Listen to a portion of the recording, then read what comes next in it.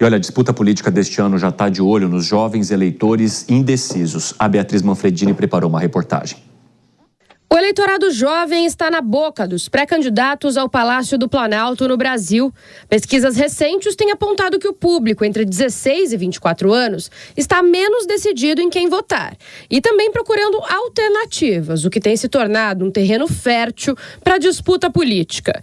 Tanto na direita quanto na esquerda, as campanhas traçam estratégias para a aproximação com o eleitorado.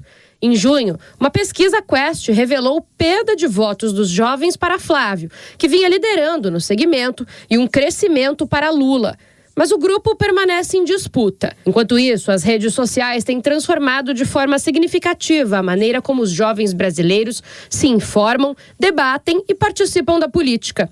É o que revelou uma pesquisa qualitativa realizada com pessoas entre 21 e 34 anos, que identificou fenômenos como isolamento em bolhas digitais, personalização do engajamento político e intensificação da polarização. O estudo, conduzido em 2022, ouviu 24 jovens moradores de capitais e cidades do interior de diferentes regiões do Brasil. Embora a amostra seja qualitativa, ela representa um segmento expressivo do eleitorado brasileiro, já que essa faixa etária reúne cerca de 29% dos eleitores do país. Conforme o algoritmo ele vai agindo, tu acaba vendo só aquilo que te interessa, aquilo que compactua com o mesmo pensamento que o teu, né? Então, na minha rede social só vai aparecer as coisas que eu gosto, que eu compartilho o mesmo pensamento, e aquilo que não me atrai não vai aparecer.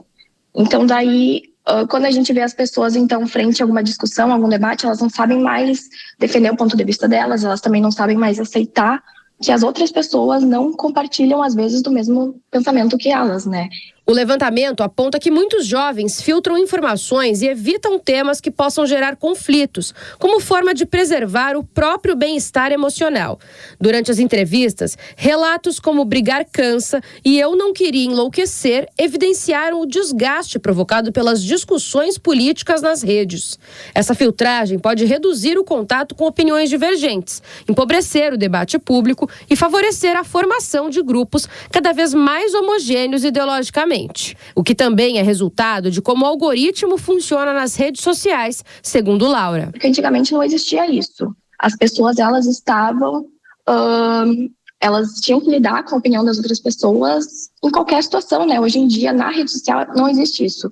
A gente pode filtrar, né, o que a gente acessa, ou o próprio algoritmo faz isso, né? Então, conforme isso vai acontecendo, a gente vai perdendo a realidade, né, dessa situação, a magnitude de tudo isso. De acordo com o estudo, esse processo fortalece a polarização política ao restringir o diálogo entre pessoas com visões diferentes e estimular ambientes digitais em que predominam opiniões semelhantes. Além disso, a pesquisa aponta que a lógica das redes sociais favorece a valorização da imagem e da comunicação direta dos candidatos, muitas vezes em detrimento de aspectos como trajetória política, propostas ou filiação partidária. Para além da disputa eleitoral, no entanto, há um outro ponto de atenção: a tentativa de chamar jovens não interessados em ir às urnas para a eleição.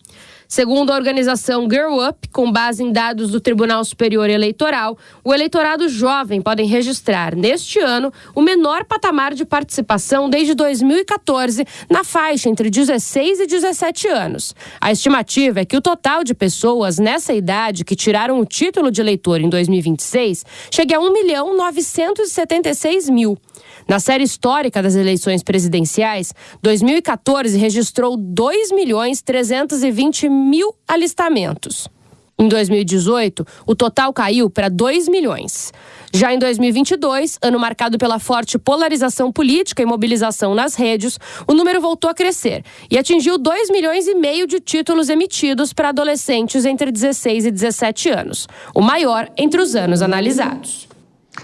Gesualdo Júnior, chega para cá para a gente conversar um pouquinho mais. É interessante perceber que essas campanhas mais tradicionais de grupos políticos, onde há já um reconhecimento ao longo das décadas aí de uma mesma figura política, como Lula e até mesmo Bolsonaro. Claro que Flávio é um candidato novo, mas ele vem também da família Bolsonaro, ou seja, tem o ex-presidente Jair Bolsonaro como principal referência.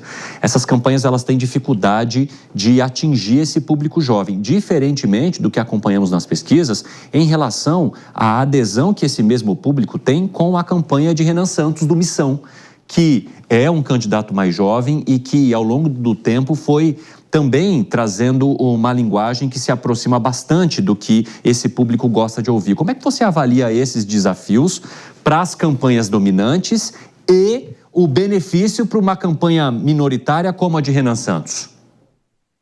Eu conversei com alguns marqueteiros importantes, inclusive, de algumas campanhas marcantes, e eles diziam que a perspectiva é que o Renan Santos chegue até 10% das intenções de voto, exatamente porque dialoga com o público jovem que está cansado dessa mesmice. Nós já fomos jovens, você faz pouco tempo, eu um pouquinho mais. E a gente sabe que o jovem, na sua essência, ele é subversivo, ele é confrontador, ele não aceita a mesmice. E falar hoje de bolsonarismo e de lulismo é exatamente tudo que ele não quer. Esse radicalismo, esse ponto negativo e ponto positivo para os dois lados, isso não atrai o jovem.